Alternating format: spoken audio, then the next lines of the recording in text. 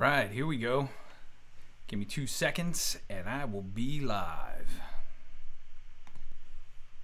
Hey guys, Ken Arnold here on a lovely snow day. Hey Pete Bergen, thanks for joining. Diane, thanks for coming on board. Dan Franco, all you guys out there, thank you for joining me. Oh, my audio is up, so you know what that means. I gotta turn it down. Give me 1 second.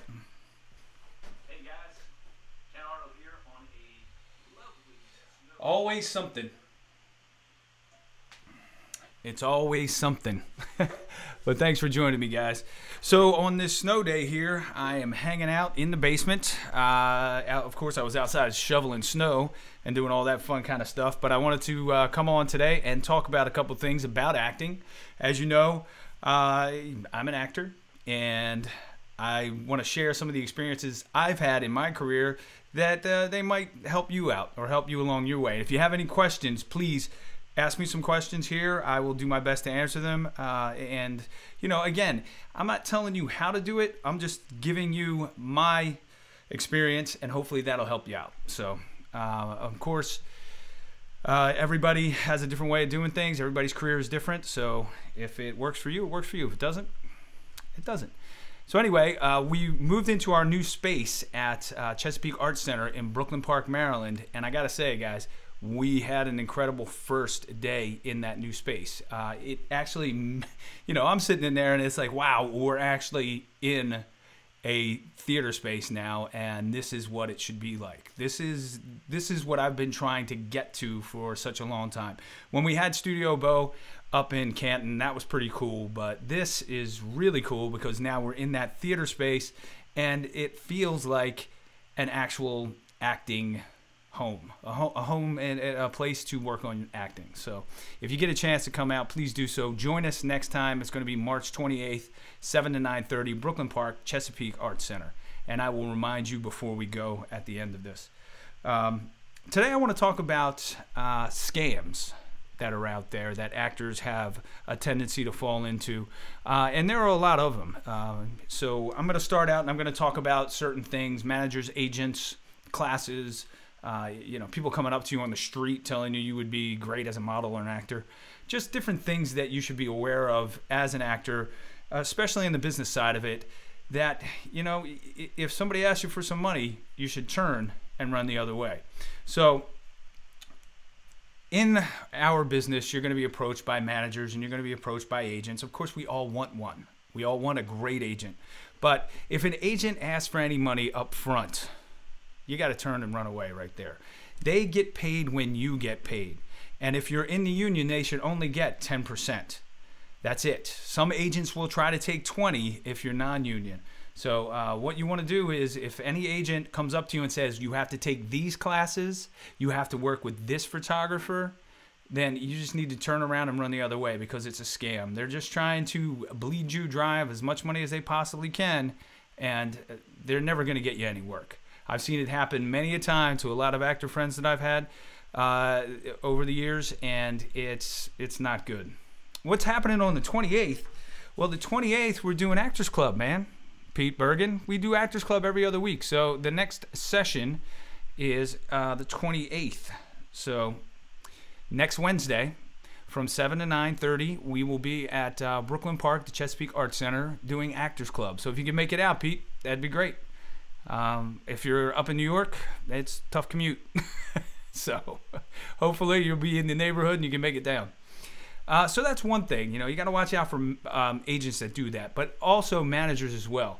And watch for upfront fees or yearly fees from managers and agents. Again, they should be doing the work for you. You shouldn't be paying them for paperwork or you know, bookkeeping or any of that stuff. They should be doing that with the commission that they get from getting you work. If they're not getting you work, you shouldn't have to pay them anything.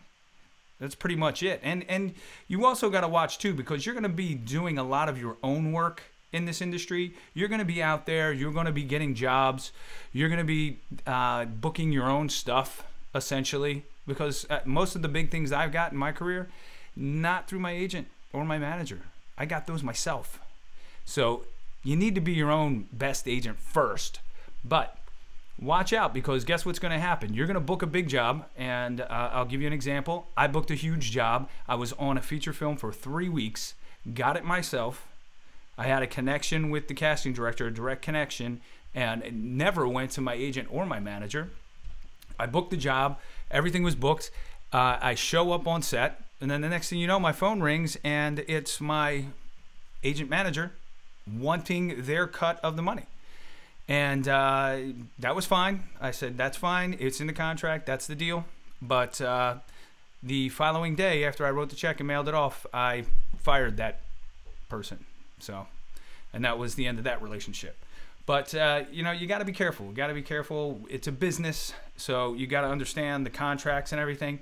Watch for agents and managers as well who want you to sign an exclusive contract.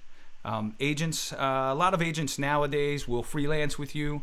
That means you'll be working with a bunch of different agencies, which is good because you kind of get a feel for each other, you know, which agent is going to be booking you work. Now, if an agency comes and they're booking you consistent work, well, yeah, you might want to sign an exclusive agreement with that agency. But if they're not getting you anything, you sign an exclusive agreement with an agent and it's a 2-year agreement or a 3-year agreement, or if it's just a 1-year agreement, you're locked in for that time frame. And if they're not getting you any work, yeah, you can't get out. Now, if you're in the union, there is a clause in the union contract, and if they're a union franchise agency, that if they don't get you work after a certain period of time, you can get out of the contract. You can invoke that clause. And most times you go through the union, and the union will contact that agent, and you'll be released from that contract. So you got to watch. Read the fine print in all your contracts. Auditions. Never pay to audition.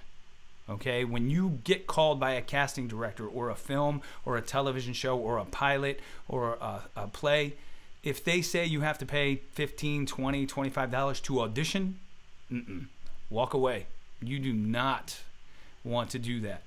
Now, here's the tough one. The classes in New York at different venues up there.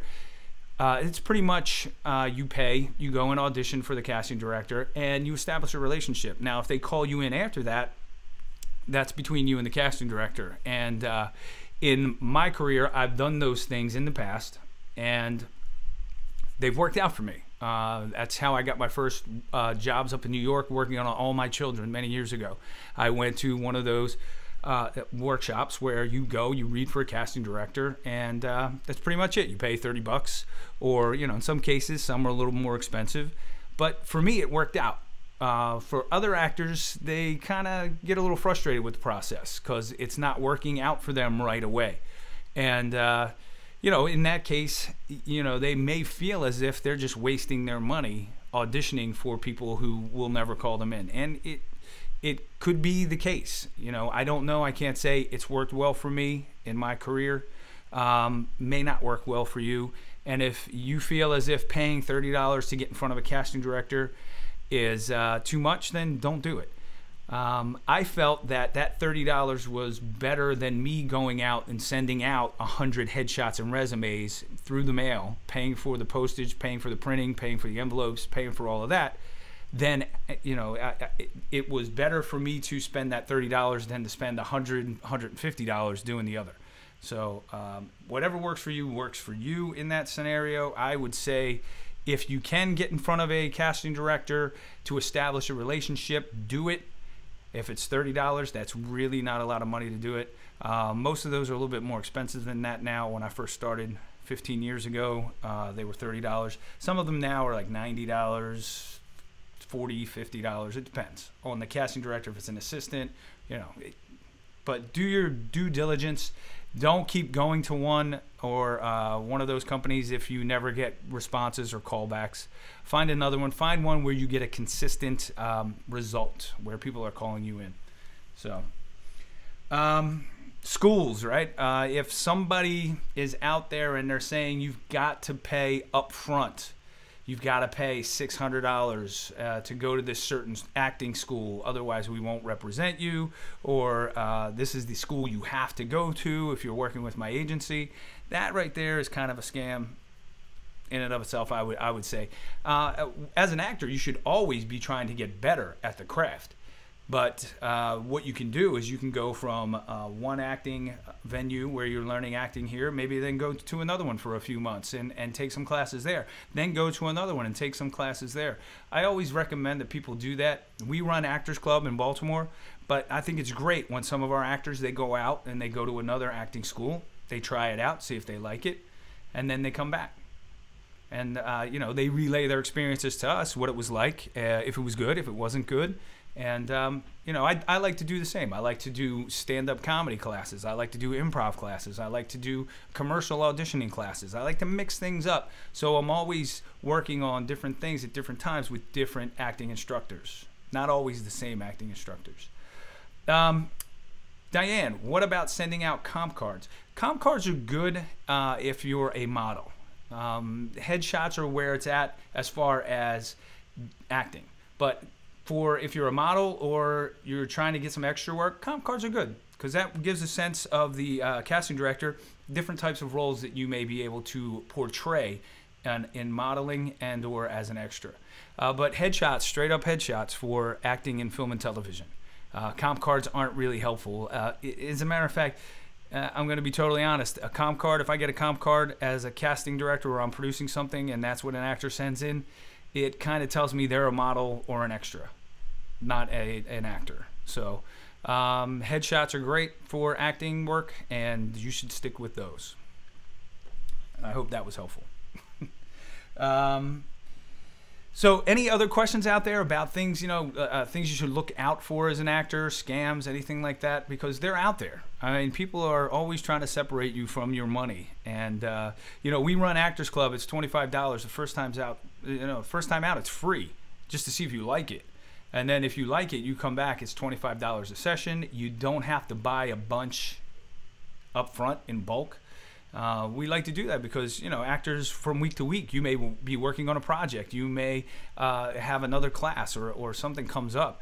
And as long as we know that the night before you're going to commit and make it to the class, then we don't have a problem with the $25 when you get there. When it becomes a problem is when you say you're going to come and then you don't show up.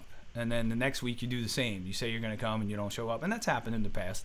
And then we speak to the actor and say, hey, you know, if it happens again, we're going to have to suspend you, I guess, is what we would say, for a couple weeks. So, but there's a lot of things. Just one of the things that I wanted to mention was this spring, I'm pretty busy. My schedule's kind of booked up between now and the end of April. But the first week in May, does Actors Club focus on one topic? Hold on, I'll get to what I was going to tell you about in the beginning of May. But I'm going to answer Pete Bergen's question right now. Does Actors Club focus on one topic per visit, or is it more general scene work? Well, it depends, Pete, because within the class, actors are working on different things. Some actors are working on scene work. Some are working on monologues. Some are doing some improv work. Some are working on auditions that they have coming up. Some are practicing their auditioning for film and television skills. So we do different things. So if you come in and you want to work on a scene, Pete, and that's your focus for that week or for a few weeks in a row, then that's what we'll work on when it's your time to get up there. We try to have about 15 minutes to 20 minutes for each actor or acting group. That way we get through everybody. We have about 10 people at each Actors Club. That's about our limit. We might be able to get 12 in depending on what people are working on. But that's what we try to do, right? And yes, Donald, we do practice cold reads as well. So does that answer your question, Pete? We do different things. It's specific to what each actor wants to work on that week.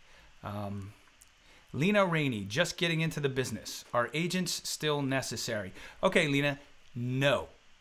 But once you establish yourself, because you're your own best agent, you should be sending stuff out. You should be contacting people, sending them your postcards, sending them their headshots, letting people know what's going on, networking, going to workshops. You should be doing all of that, establishing relationships with casting directors and agents. And then once you start making money, that is when an agent comes into play. Agents are helpful, but they can only do so much for you, and there are different types of agents. There are different levels of agents. There are only certain agents that can get you in a certain door. Okay, if you're with William Morris Endeavor, you can get in any door.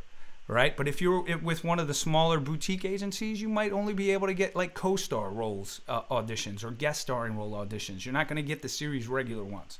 So yes, but you have to build up that experience as an actor before an agent's going to come on board and say, hey, you're the greatest actor that ever lived, come work with me. You've got to have an established credit list, and you've got to show them that you can make some money, because that's what it's all about, a business. How much money? They're looking at you, the actor, how much money can you make them? Are you a sellable, or can I sell you, is what they're thinking. And if they don't see that they can sell you and make money off of you, they're probably not going to sign you or work with you. So I hope that helped. There's Desi. Hey, Desi Velez, what's going on? How are you? Yeah, Chris Perillo, you just missed. I did a whole thing on pay-to-play workshops like AGR 101, and I'll sum up what I said. It's worked for me in the past, but I can see how some actors, if they don't get called in, you know, what I would say is, what I would suggest, if you feel that the money you're spending, like the $30 to get in front of a big casting director, is worth it instead of sending headshots out and trying to contact them that way, if you feel that $30 to get in front of them is worth it, do it. But yeah, I know it's paying hundreds of dollars to do that. Then yeah, I'm not into doing that. I'm probably not going to do it. But Chris, it has worked for me in the past. That's how I got my first jobs in New York City, working on All My Children. I went to one of those workshops, and the casting director called me in the next week. So, but yeah, it's a problem.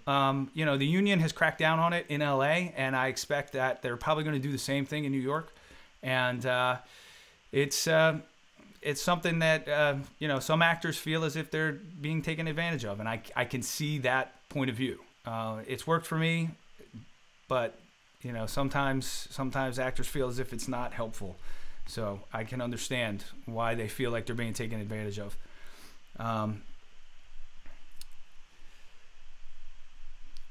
My question to you, okay, here we go. Do you have an agent and manager? Desi, I did have an agent and a manager, but it seemed kind of redundant, and my agent was not very helpful. I mean, my manager was not very helpful. I'm sorry. My agent, I fired my manager. I kept my agent. And I also freelance too. I have a couple different agents. I have one for commercial. I have one for legit. And legit means for newer actors who are on. And I know we have some. Legit is television, film, and then you also can have a theater agent. I don't do theater, so I just look at film and television. The rules are changing for casting director intensives. Yep, the CDs are no longer allowed to take headshots and resumes from their sessions. That's what Dan Franco says. That's what he understands. And yes, they are changing things because of the pay for play, you know, the dynamic.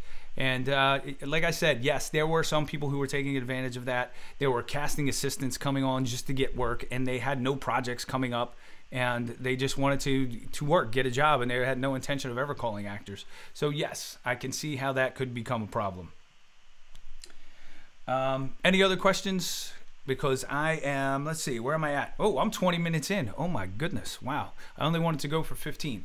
But I wanted to tell you guys about my May opening. I'm going to be doing a headshot session weekend coming up at the beginning of May. So May 4th, 5th, and 6th in Baltimore.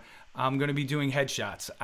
My schedule is really booked right now. I don't have time to do headshots. I've been getting a lot of inquiries about headshots for people, but I can't do them right now. And I love to shoot outside, so I'm waiting till early May, and I'm setting up a weekend in Baltimore. And if you follow my Studio Bow site, and I'm going to post things here on the Actors Club Facebook page as well, but my normal price for headshots is $450, but I'm only going to be charging $250 for that weekend. You get 2 clothing changes. It's an hour-and-a-half session. We're going to be shooting in and around the studio there in just north of Eastern Avenue in Baltimore, not too far from my old studio at the Broom Factory in Canton. So if you get an opportunity, you need a new headshot, watch on this page watch on Studio Bow page, you'll start to see ads pop up that I'm going to be doing a headshot weekend, $250, and you can get new headshots. So let me know, because I have a lot of people who want those headshots, and the spots will fill up pretty quickly. So that's that. So if you need a new headshot.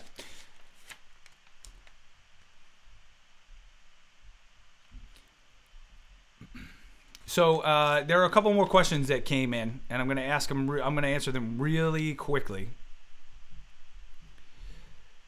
All right.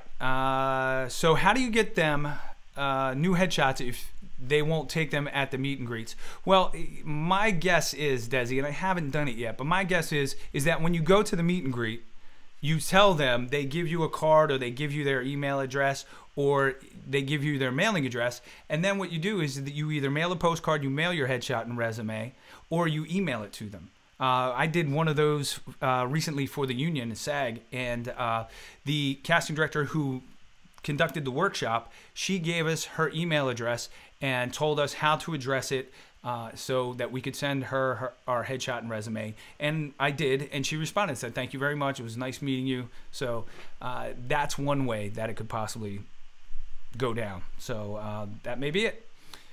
Good. You may see me on the 6th. Okay, Desi. I hope so, because that's the only time I'm going to be doing headshots this spring.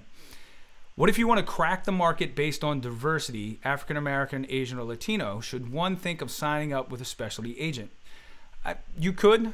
I don't think it's necessary. I think that in acting right now, that diversity is part of what's going on. It's what's happening. It's what's out there. So any agent that you can go with, that you can possibly work with, I think is great. I think that's what you should do. Get out there, get an agent, and their casting is always looking for many different types of people now, and it's just how the industry is going right now, and that's the way it should be. So get out there and just find an agent if you can. Start working with someone, start freelancing with someone, get your stuff out there, take some acting classes, Lena, and see what happens. And if you have, if you're out there working and you're working hard, I guarantee you will get some work. So you just got to get out there and do it. Hey, Dawn Douglas, thank you. Thank you for coming. Are hard copy headshots still a thing to do, since most castings request electronic headshots or selfies? A hard copy headshot is, I haven't given one to a casting director in New York in almost over 10 years. It's still an electronic thing. In this market, in the DMV, yes, they ask for hard copy headshots. Do I have hard copy headshots? Yes, but I only order 50 at a time. Not like I used to when I used to order 300 at a time, and then I was sending them out all the time. Don't do that anymore. I order 50, 25, 50, keep it, small orders. And, when I run out, I order more. I order another 50. So, hey, Chris Conlon, thanks for coming on, buddy. Just wrapping this up right now. A lot of questions today. This is great. Wow, a snow day and everybody jumps on. That's fantastic. Brenna McDonough's on board now. Hey, Brenna, thanks for coming on. So, like I said, guys, get out there and take classes, and I'm gonna promote Brenna's class right now. If you get an opportunity, go to Brenna's on-camera training website and check out the classes that she teaches. That's where I started. I got my beginning training through Brenna. It's a great foundation for me, and I've used it. I've used the stuff that she's taught me in that class many times. I still use it to this day. Brenna's one of the best in the business down here in the DMV. So if you get an opportunity, take some classes with Brenna. If you're just starting out, it's a great place to go, because Brenna, she works with all levels of actors, and she works with the beginners just like she works with the experienced guys. And if you get an opportunity, go to On Camera Training with Brenna McDonough. You can do a search, and I'll put her link in my comments here so you can go and check it out. But I thank you guys for coming on today. Remember, I'm going to have the headshot sessions May 4th, 5th, and 6th in Baltimore. So if you get an opportunity and you need a new headshot, the price is going to be $200 less than my normal $450. So it's only going to be $250. You get 2 changes of clothing, and it's going to be an hour-and-a-half session. So if you can make it out and you need a new headshot, let me know. And also, don't forget to subscribe to us on YouTube. We also have a video page there that we put up things from Actors Club, videos of actors working on monologue scenes, improv work, different types of things, actor tips. So yes, Brenna, this was fun. I do this every week, and next week I'll do it again, either Tuesday or Wednesday. It depends on how my schedule works out. This week it worked out great because it's a snow day. So enjoy the snow, stay safe. I'll see you guys next week. I'll see you at Actors Club next Wednesday night, March 28th, 7 to 9:30 p.m. at the Chesapeake Arts Center in our new facility. It's an incredible facility. You got to get out, you got to check it out, and you got to work on your craft. So I'll see you guys on the big screen. Talk to you later. Thanks a lot.